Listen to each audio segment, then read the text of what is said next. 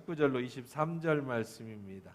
요한복음 20장 19절로 23절 말씀까지 우리 한 목소리로 읽겠습니다. 이날 곧 안식 후 첫날 저녁 때에 제자들이 유대인들을 두려워하여 모인 곳에 문들을 닫았더니 예수께서 오사 가운데 서서 이르시되 너희에게 평강이 있을지어다. 이 말씀을 하시고 손과 옆구리를 보이시니 제자들이 주를 보고 기뻐하더라. 예수께서 또 이르시되 너희에게 평강이 있을지어다. 아버지께서 나를 보내신 것 같이 나도 너희를 보내노라. 이 말씀을 하시고 그들을 향하여 숨을 내쉬며 이르시되 성령을 받으라. 너희가 누구의 죄든지 사하면 사하여질 것이요 누구의 죄든지 그대로 두면 그대로 있으리라 하시니라. 아멘. 하나님 말씀이었습니다. 좋으신 하나님 감사합니다. 이제 주의 말씀 드리려고 합니다. 하나님의 말씀이 생명의 말씀으로 들려지는 은혜의 시간 되게 하옵소서. 예수님의 이름으로 기도합니다. 아멘. 자, 부활하신 예수님이 제자들을 찾아오셨습니다. 오늘 본문에 보면 첫날 때 제자들이 유대인을 두려워했다. 그래서 문들을 걸어 잠궜습니다. 그런데 예수님께서 오셔서 너희에게 평강이 있을지어다 이렇게 말씀을 하십니다. 제자들에게 평강을 주지요. 그렇지만 여전히 제자들은 두렵습니다. 예수님을 유령으로 생각했어요. 세상에 뭐지? 그런 제자가 예수님께서는 자신의 손에 난 구멍, 못자국을 보여주셨습니다. 옆구리에 난 창자국을 보여주셨습니다. 그리고 부활하신 예수님이 내가 부활했다라는 것을 제자들에게 친히 나타나 주셨지요. 제자들은 그제서야 안심했습니다. 그제서야 참 기쁨을 얻었습니다. 20절에 보니까 이 말씀을 하시고 손과 옆구리를 보이시니 제자들이 주를 보고 기뻐했다 말씀합니다. 예수님, 부활하신 예수님을 만나니까 비로소 그들의 인생에 기쁨이 찾아왔어요. 엄마 잃은 아이처럼 불안하고 두렵고 지금 밖에 나가면 잡히면 예수님의 제자들이 잔당 속탕에 의해서 자기들도 죽을지도 모른다는 그런 불안감이 있었는데 이제 엄마가 돌아온 것처럼 죽은 엄마가 살아온 것처럼 죽은 예수님이 부활하셔서 나타나셨으니 그것이 믿어지는 순간 그들에게는 기쁨이 있었다. 두려운 인생에서 기쁨의 인생으로 변화가 됐는 줄 믿습니다. 우리 인생도 그래요. 예수님을 만나야 인생이 바뀌어요.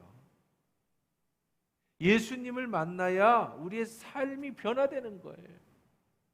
좋은 교회를 만나야 여러분의 신앙이 변화되는 것처럼 예수님을 만나야 여러분의 인생이 바뀌고 두려움과 염려의 삶이 인생의 기쁨의 소망의 인생으로 바뀌게 되는 줄 믿습니다.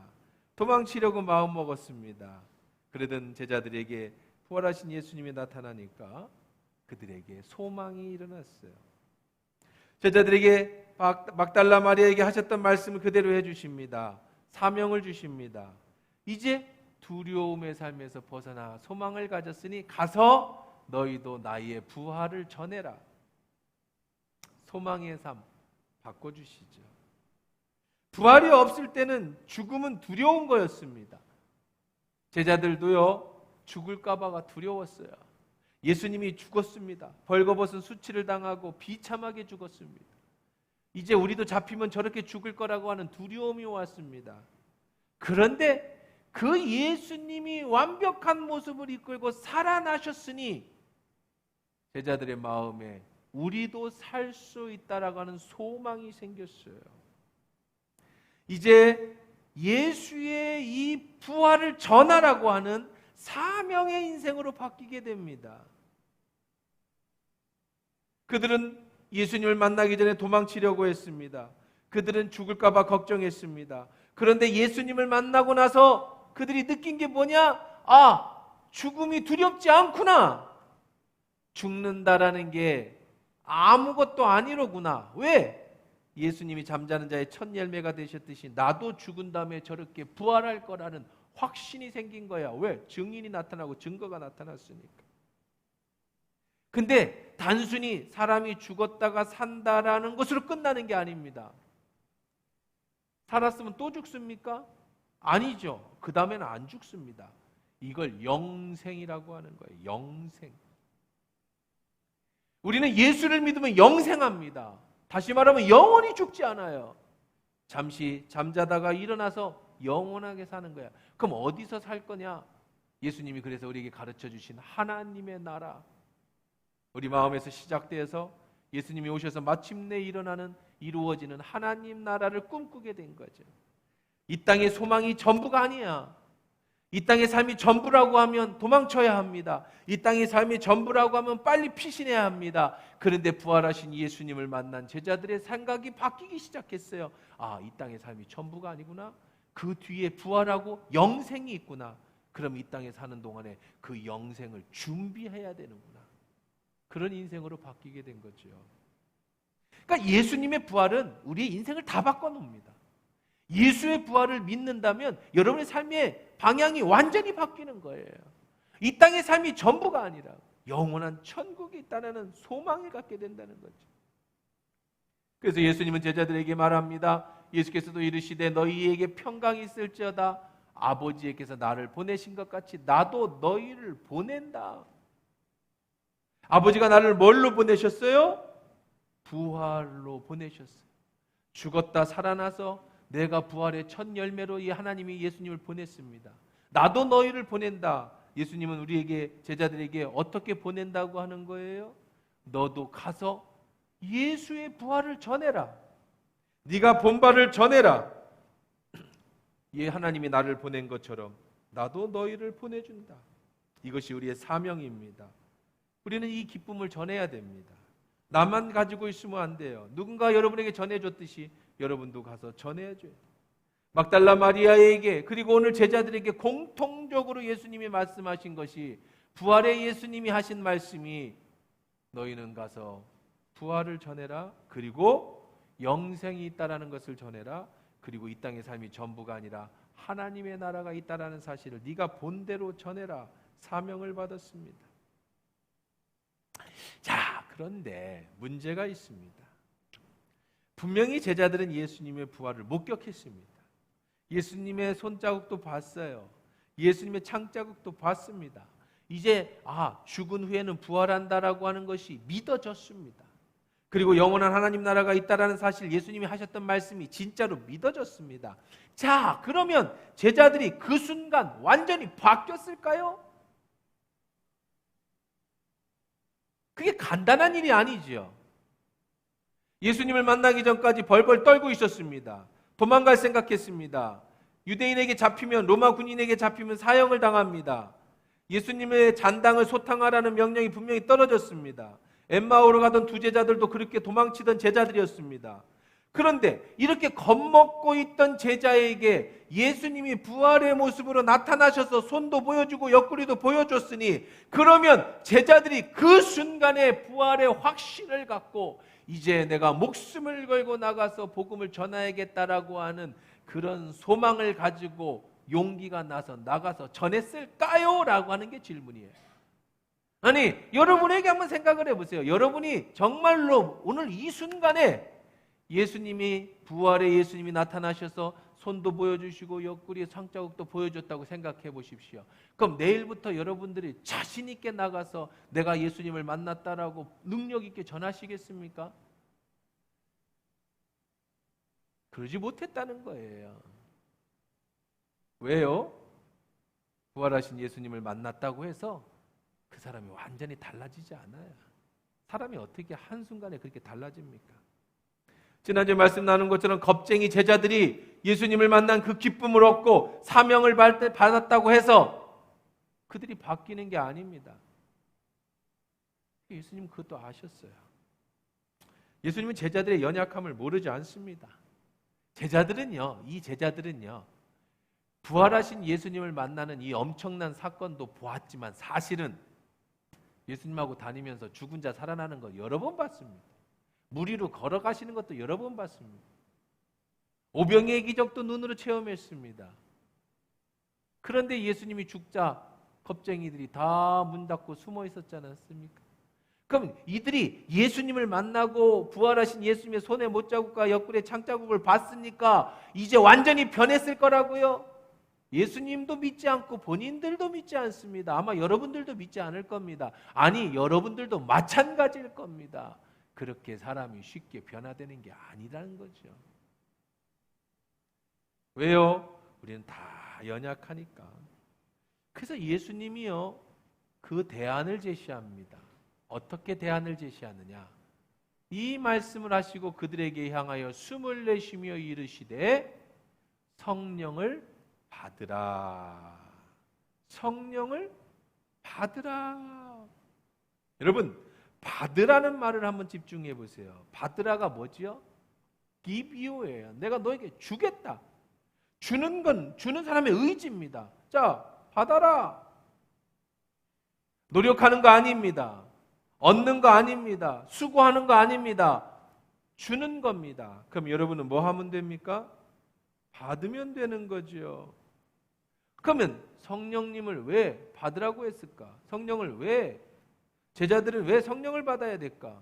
겁쟁이 제자들이 성령과 무슨 관계가 있을까? 복음을 전하는 일과 성령에 무슨 관계가 있을까? 예수의 부활과 성령이 무슨 관계가 있을까? 자, 성령은 예수님이 성령을 받으라 하니까 또 물건을 얘기하는 게 아닙니다. 성령님은 또 다른 하나님이시에요. 하나님을 받으라. 성령님이 내 안에 오셔서 내게 능력으로 역사하는 거예요. 성령님이 내 안에 오셔서 나를 통해 역사하는 거예요. 성령을 받으면, 성령을 받는 순간, 그 전에 나는, 성령 받기 전에 나는 예수님의 기적도 수없이 보고 예수의 부활도 봤지만 여전히 연약해서 부족한 난데, 성령이 내 안에 임하시면 내 힘이 아닌, 내 능력이 아닌 성령의 능력에 힘입어서 새로운 능력의 사람으로 변화되는 줄 믿습니다. 아무리 기적을 보여주고 아무리 역사를 보여주어도 제자들이 바뀌지 않아요. 제자들을 바꾸는 한 가지 방법은 그들 안에 성령이 임해야 되는 거예요. 그래서 예수님은 성령을 받으라 말씀하셨습니다. 성령은 우리 안에 오셔서 새로운 능력을 나타내게 해주세요. 겁쟁이 제자들을 능력의 사도로 바꿔줍니다. 연약하고 힘없던 제자들이 성령을 받은 후에 예수님이 하심보다 더 큰 일을 할 수 있는 능력의 사람으로 완전히 체인지 되는 거예요. 우리도 마찬가지입니다. 성령을 받아야 여러분 인생이 바뀝니다. 예수를 믿는다라는 건 성령을 받았다는 얘기예요. 여러분, 우리가 일할 때 능력이 있어야 됩니다. 전문직을 가지신 분들은 전문적인 능력을 가졌다고 인정해서 자격증을 받습니다. 변호사가 되고 의사가 돼서 변호사 자격증을 받고 의사 자격증을 받으려면 정말 공부 많이 해야 되고 노력 많이 하고 돈도 많이 들여야 합니다. 그래서 자격증을 받으면 그게 뭐가 되냐? 능력이 돼요. 그 자격증이 있어야 수술도 하고 그 자격증이 있어야 변호도 하는 거예요. 그거 없이 하면은 법에 걸립니다. 안 되면 못 하는 거죠. 능력이 있어야 일을 하는 거예요. 공인중개사 자격증이 있어야 집을 사고 팔 수 있어요. 하다못해 커피숍에 가서 커피를 내리더라도 바리스타 자격증이 있어야 인정을 받는 거죠. 능력이 있어야 그 일을 감당하는 겁니다. 성령이 임하시면 내게 능력이 나타나는 거예요. 내 힘이 아닌 천지를 창조하신 전능하신 하나님이 내게 능력으로 임하시는 줄 믿습니다. 이게 믿음이에요. 이게 신앙이에요. 제 아들이 군대를 갔어요. 군대를 갔는데 군대 가서 이제 훈련소에서 또 이래저래 전화를 받으면 참 감사하면서도 또 약간 마음에 이상한 느낌이 드는 게 있어요. 뭐냐면 나는 우리 아들이 군대 갔으니까 나 군대 갈 때 생각해서 엄청 고생도 하겠구나 막 그럴 줄 알았는데 별로 고생을 안 해. 고맙기도 하지만 한편으로는 나라는 누가 지키나 하는 걱정도 많이 들어요. 총검술을 안 배운답니다. 지금 훈련소에서. 난 너무 충격이었어요. 아마 총검술을 배운 군인과 안 배운 군인으로 나눌 거예요. 이 안에도. 지금은 태권도를 안 한답니다. 저희들은 태극 1장부터 태극 5장까지 해서 시험 봐가지고 합격해야 군대에서 수료를 했어, 훈련소에서. 태극 5장까지 못하면 그거 뭐 밥 먹고 그것만 해야 돼. 그래서 군대 가기 전에 우리가 의무적으로 빨리 군대에서 행복 편하게 지내고 싶은 사람은 태권도 1단을 따갖고 갔죠. 그러면 좀 쉬웠거든요. 그래서 군대 가면 무조건 우리 때 태권도 2단으로 인정해 줬어요. 1단만 가지면. 태권도 1단, 워카 1단. 군인 워카가 무겁고 두껍기 때문에 그거 한 대 맞으면 2단의 효과가 나니까 우리는 태권도 2단이라고 인정을 해서 우리끼리. 그래서 태권도 1단 있는 애들은 열애시켜줘서 쉬고, 난 못하는 애들 가르쳐주고, 조교 역할을 훈련소도 훈련병끼리 그렇게 했는데 안 한다는 거예요. 저는 작대기 하나만 딱 주면 지금도 총검술 각이 바로 나옵니다. 딱 이게 아주 뭐. 그리고 제가 군 생활할 때 여기에 대검을 차고 다녔어요. 이게 뭐냐면 뽑아가지고 M56, 그 당시 이제 K1으로 바뀔 당시인데 탁 꽂으면 총 끝에 칼이 나와요. 이걸 갖고 찌르고 맞고 차고 돌리치고 찌르고 베고 이걸 연습을 했다고요. 아주 절도 있게 여기 손바닥에 탁탁 소리 나면서 기가 막히죠. 전체가 하나로 딱딱 맞추면. 그 훈련소에서 그거 배웠어요. 근데 그걸 안 한대. 그럼 뭐 하냐? 그랬더니 수류탄 던지고 그거 던지는 거지. 뭐 이렇게 던지면 되지. 총 쏘고 총 우리는 총 안 쐈나? 그 다음에 각개전투하고 우리는 뭐 안 했나? 그런 거 제식하고 다 했지. 근데 그럼 나머지는 안 하는데요? 그 긴 시간에 뭐하고 놀아? 그것도 힘들대. 그래서 이상하다. 그런데 가만히 생각을 해보니까 우리 장로님하고 이런 얘기 하다 보니까 군인이 총검술이 필요 없어요. 군인들이 태권도가 필요 없어요. 우리 때는 필요해서 배웠어요. 우리 때는 그때 전쟁하면 무슨 전쟁이었느냐? 따콩따콩 돌격 앞으로 찌르고 맞고 이게 전쟁이라고 생각했다고요. 그러니까 총 끝에 칼을 달고 베고 찌르고 태권도로다가 적을 무찌르고 돌격 앞으로 해서 적지를 뛰어들어가 가지고 참호를 사수하고 이게 전투였는데 지금은 전쟁 나도 적군의 얼굴을 몰라요. 뭐가 와서 드론이 슉 날라와가지고 푹푹 때려. 총검술이 무슨 소용이 있어? 이걸 러시아, 우크라이나 전투에서 보셨습니까?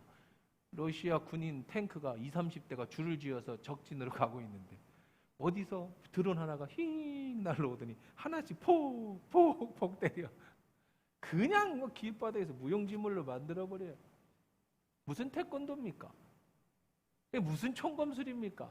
지금은 드론 전쟁이에요. 드론은 내일에도 안 잡혀서 서울 시내까지, 북한 드론이 서울 시내까지 다 촬영해서 돌아갔다 그러잖아요.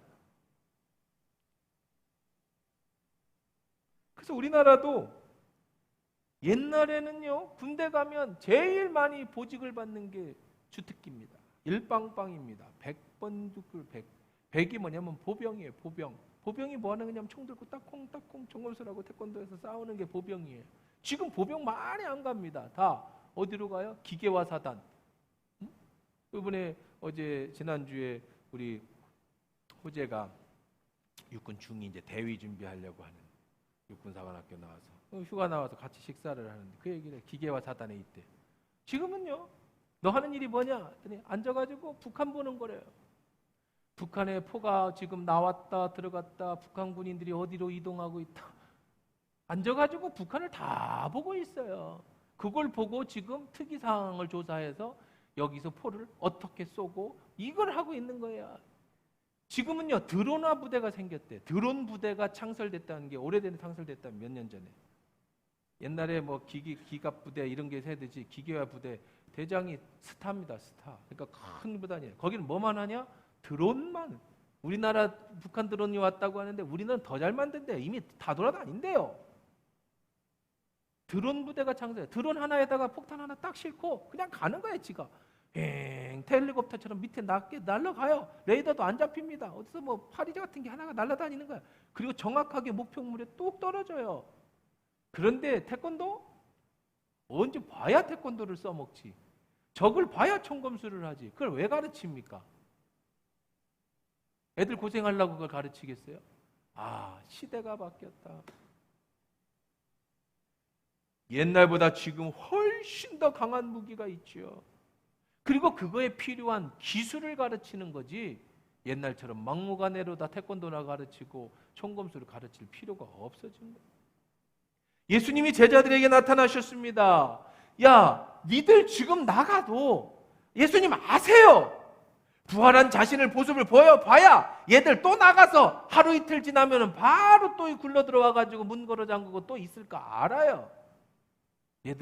제자들이 별의별 걸 못 봤겠습니까? 죽은 자 살아나는 걸 못 봤습니까? 그런데도 여전히 예수님 죽고 무서워하고 있는데 부활하신 예수님이 나타났다고 해서 얘들이 갑자기 바뀐다고요? 천만에 만만에 예수님 그런 거 생각 안 해요. 그래서 예수님은 그들에게 능력을 주시는 거예요. 맨몸으로 나가는 게 아니다. 성령을 받아라. 제자들에게 무기가 필요합니다.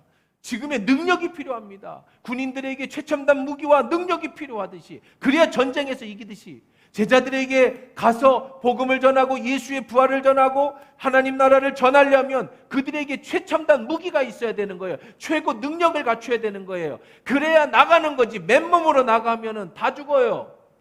그래서 성령을 부어주시는 거예요. 성령은 우리의 능력이 되시. 오해하시면 안 됩니다. 성령이 어떤 무기나 능력이나 이런 걸 얘기하는 게 아니라고 그랬어요. 성령은 하나님이세요. 그분이 내 안에 오셔서 나에게 역사하실 때 내가 바뀌는 거예요. 어떤 사람으로? 능력의 사람으로. 내 힘이 아닌 외부의 힘이죠. 제자들이 겁먹고 있습니다. 부활하신 예수를 만났다고 달라질 것이 없습니다. 여전히 죽음이 두렵고, 여전히 로마 군인이 두렵고, 여전히 유대인이 두렵습니다. 그런데 그런 제자들에게 성령이 임하면 두려움이 사라지고 성령이 능력이 되셔서 그들의 삶을 바꿔주고 변화되어 준다는 거죠. 여러분의 삶에서 성령이 임하시면 여러분의 능력의 사람으로 바뀌게 되는 줄 믿습니다. 영상을 한번 보십시다. 한번 들어봐요.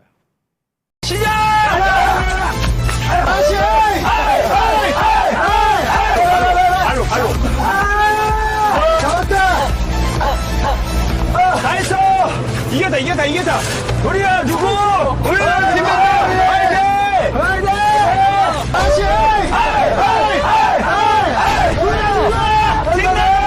압구정 화이팅. 압구정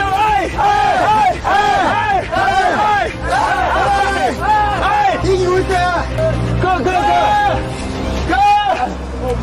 오! 먼저 미스터. 말이 됩니까 이게? 이거 제발 알아. 들어가서 얼마까지 들어가지는데? 하나. 별로 안 깊네. 둘. 다 하는 거야? 네. 와. 편한데? 진짜 대박이다. 수영장이네. 이게 뭐냐면 이 특공대 특수훈련을 받은 그 격투기 선수 7명하고 포크레인 제일 작은 거하고 5분 동안 땅 파기 시합을 해. 땅 파기. 우리가 누구? 우린 특공대. 우리가 저 인간의 최고 병기들은 탑 들고 5분 동안 탑을 팠습니다. 말이 안 되죠. 결국은 누가 이긴다는 거예요? 포크레인이 이기죠. 제일 작은 포크레인 앉아가지고 손가락으로 까딱 7명이 막 부상당하면서까지 안 되는 거예요. 성령은 그런 겁니다. 성령이 내 안에 임하시면 내가 아니에요. 저 작은 굴삭기에 그냥 앉아가 제일 작은 굴삭기에 그냥 혼자서 이렇게 조정하는, 성령이 내게 임하시면 7명이 덤벼도 못하는 것들을 혼자 해낼 수 있는 능력을 주시는 거예요. 여러분의 직장에서, 여러분의 사업장에서, 여러분의 학교에서, 여러분의 삶 속에서 예수를 믿는다라는 건 단순히 그냥 마음의 평안을 얻는다는 게 아니라 성령이 내게 임하셔서 능력이 나타난다는 사실을 여러분 믿기를 주의 이름으로 축원합니다. 예수님 여러분에게 사명을 주실 때, 주의 일을 감당하라고 할 때에, 여러분이 가서 복음을 전하라고 할 때에, 여러분이 천국이 있다는 사실을 전하고 부활이 있다는 사실을 믿을 때에, 전할 때에 성령을 보내주시면 내가 하는 게 아니라, 제자들이 하는 게 아니라 성령의 능력이 힘입어서 그것을 하게 된다는 거예요. 그래서 22절 말씀하십니다. 이 말씀을 알고 그들에게 향하여 숨을 내쉬며 이르되 성령을 받아라. 성령을 받아야 이 일을 감당한다. 제자들은 할 일이 없습니다. 성령님을 받기만 하면 되는 겁니다. 그런데 어떻게 받습니까? 내 안에 정말 성령이 계십니까? 이게 이제 우리의 관건이죠. 여러분 안에 성령이 계십니까? 여러분 안에 이런 능력이 나타나고 계십니까? 아니면 여러분 성령을 받으셨습니까? 아니면 여러분이 성령이 아직 뭔지도 모르십니까? 우리 기독교는요, 어떤 이론의 종교가 아닙니다. 돌을 닦는 종교가 아니에요. 여러분이 새벽 기도도 하고 금요 기도도 한다고 해서 도 닦는 게 아니에요. 그건 하나님과 교제하는 거죠. 우리는 그런 신비한 종교가 아닙니다. 돌을 닦아서 득도하는 거, 팔정도를 깨달아서 내가 부처가 되는 종교가 아니라고요. 우리 기독교는 아무것도 하는 게 없어요. 그냥 성령이 그분께서 친히 내게 임하셔서 내 힘이 아닌 그분이 나를 통해 역사하시는 게 우리의 기독교라는 사실입니다. 그러니까 단순해요. 성령을 받았느냐 안 받았느냐예요. 받았으면 성령이 일하실 것이고 안 받았으면 내가 일하는 거죠. 내가 성령을 받지 못하면 나 혼자 삽질해야 되는 거예요. 죽으라고 해도 안 됩니다. 성령을 받으면 성령이 도와주시면 능치 못할 일도 해내는 거죠. 우리는 성령이 임하셔서 내 힘이 아니라 외부의 힘, 즉 하나님이신 성령님이 내 안에 오셔서 나를 통해서 그 능력을 임하시는 거예요.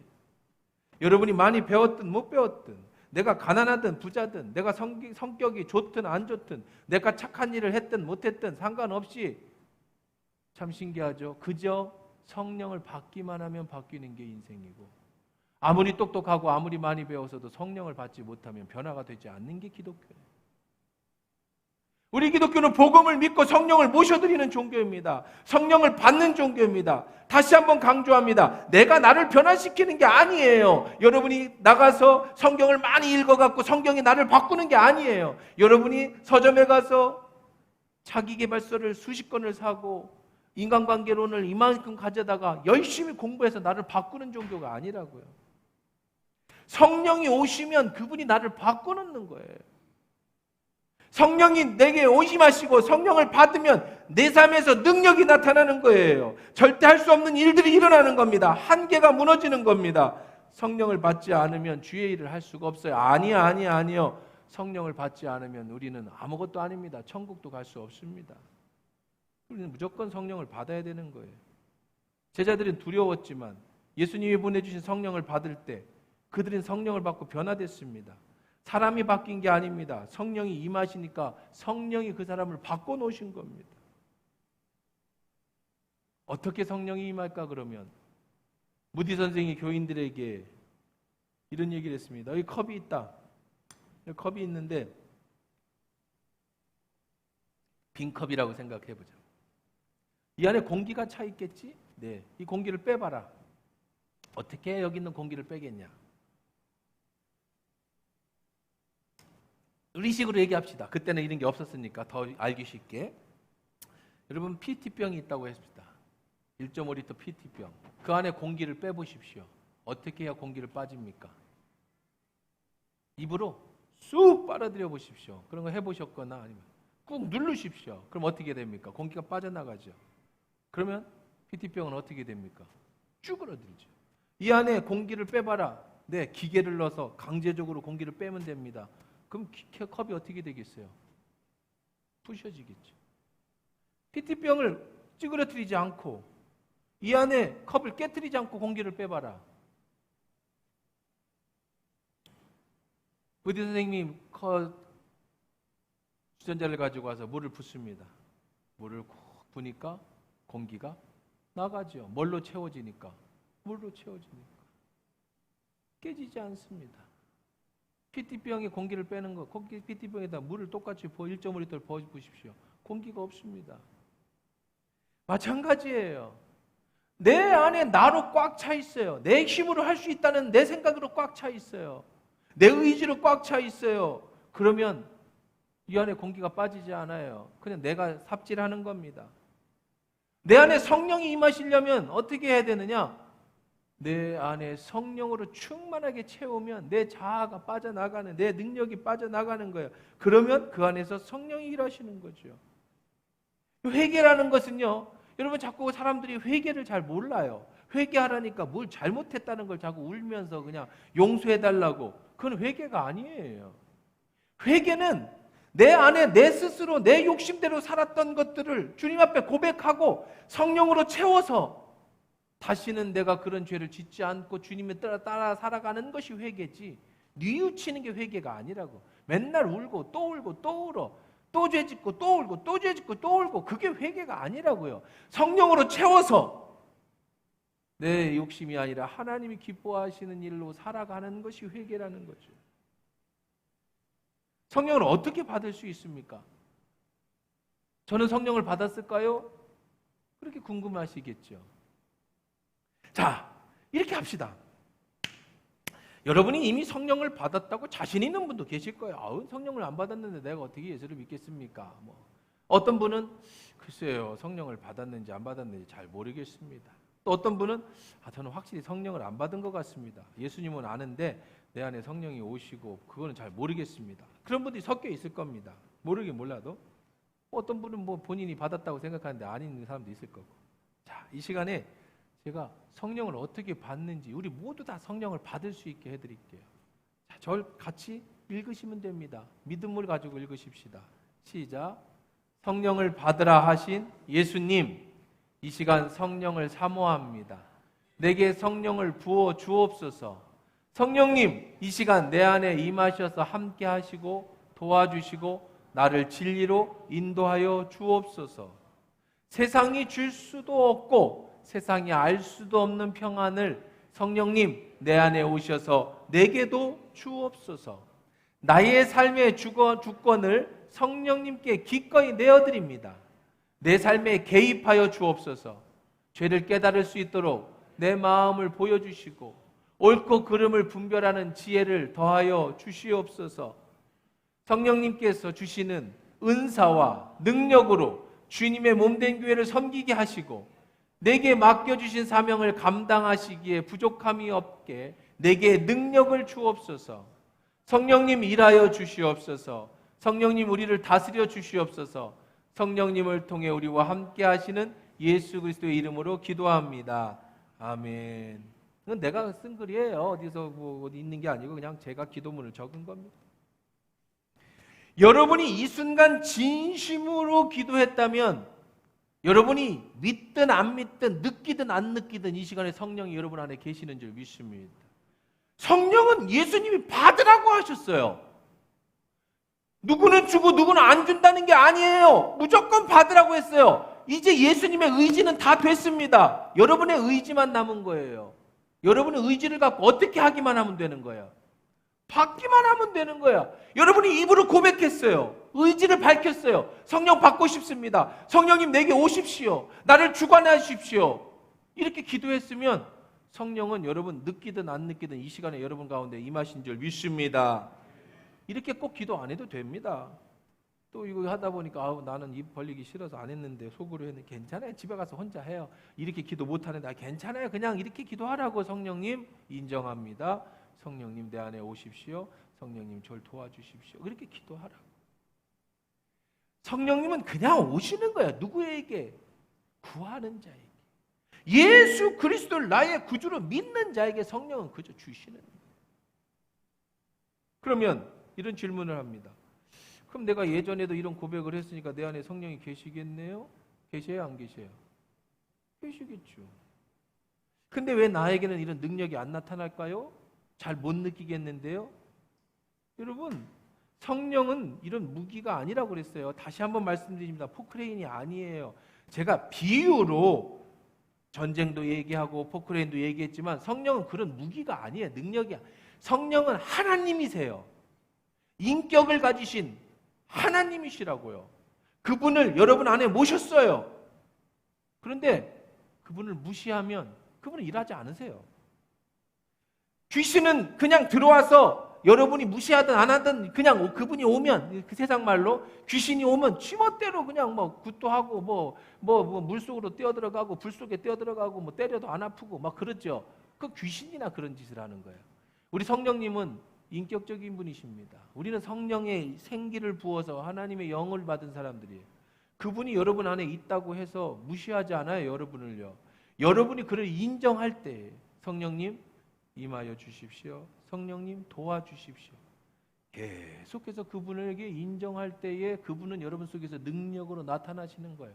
최첨단 무기를, 드론을, 엄청난 포크레인을, 몇십 톤짜리 포크레인을, 아니면 여러분 최첨단 무기를 가지고 있어도 내가 그걸 쓰지 않고 맨몸으로 나가면 죽지요.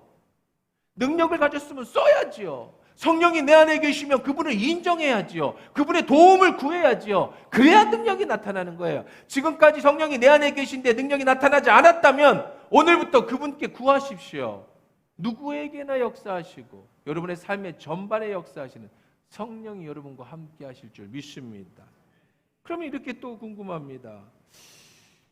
내가 성령이 계신지 안 계신지, 내 안에 계신지 안 계신지 잘 모르겠습니다 하시는 분들 계시겠죠? 자, 그러면 점검해 드릴게요. 내 안에 성령이 계신지 안 계신지를 점검합니다. 첫 번째는 여러분, 성령이 내 안에 계신다면 우리는 진리를 깨닫습니다. 자, 로마서 8장 9절입니다. 시작. 만일 너희 속에 하나님의 영이 거하시면 너희가 육신에 있지 아니하고 영에 있나니 누구든지 그리스도의 영이 없으면 그리스도의 사람이 아니다 그랬어요. 자, 그다음에 보십시다. 요한복음 15장 26절 시작. 내가 아버지께로부터 너희에게 보낼 보혜사 곧 아버지께로부터 나오신 진리의 성령이 오실 때에 그가 나를 증언할. 여러분 속에 성령이 계신지 안 계신지를 제가 아주 단도직입적으로 말씀드릴게요. 여기 1번입니다. 목사님 설교가 들리면 성령이 계신 거예요. 무슨 말인지 알아듣겠으면 성령이 계신 거예요. 성령이 아니고는 못 알아들어요. 예수 안 믿는 사람 여기다 앉혀놓으면 죽어요. 차라리 돈을 내라고 그러지. 1시간 동안 딱딱한데 의자에 앉아갖고 뭔 얘기인지도 못 알아듣는데 앉아있으라고 그래봐요. 좀이 쑤셔가지고요. 다음에 오라고 그러면은요, 만날까봐 심리 밖으로 도망치죠. 여러분이 그래도 여기 앉아있고 뭔 얘기인지 알아듣겠고 그 듣는 순간에 마음에 뭔가가 일어나는 건 성령이 하시는 일이. 할렐루야. 성령이 아니고는 못해요. 두 번째 성령이 계시는 거는, 자, 읽어보십시다. 갈라디아서 4장 6절 시작. 너희가 아들임으로 하나님의 그 아들의 영을 우리 마음 가운데 보내사 아빠 아버지라 부르기. 이걸 뭐 꼭 남자를 아빠라는 게 아니라 여러분 이거는 성분별 상관없이 다른 얘기입니다. 자, 어쨌든 성령이 아니고는 하나님을 아버지라고 못 불러요. 여러분 기도하실 때 혼자 기도하든지 쑥스러워서 그냥 뭐 하든지 하나님 아버지라고 말할 수 있는 사람은 성령이 계신 거예요. 세상 사람 쑥스러워서 아버지라고 성령님 아버지 이게 뭔 소리예요? 성령이 아버지? 우리 아버지? 돌아가신 아버지? 뭐지? 몰라요. 알 수도 없고 그런 교회를 다녀도 하나님을 아버지라고 부를 수가 없어요.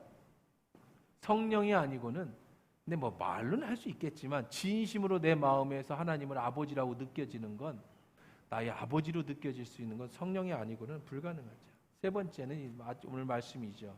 볼지어다 내가 내 아버지께 약속하신 것을 너에게 보내리니 너희는 위로부터 성령이 입혀질 때까지 성에 머무르라. 성령이 임하시면 내 안에 성령이 임하면 능력이 입혀집니다. 입혀진다는 게 뭐예요? 제가 우리 가운을 입었습니다. 가운을 입었죠. 내가 입고 내 바깥으로 성령이 입혀지는 거예요.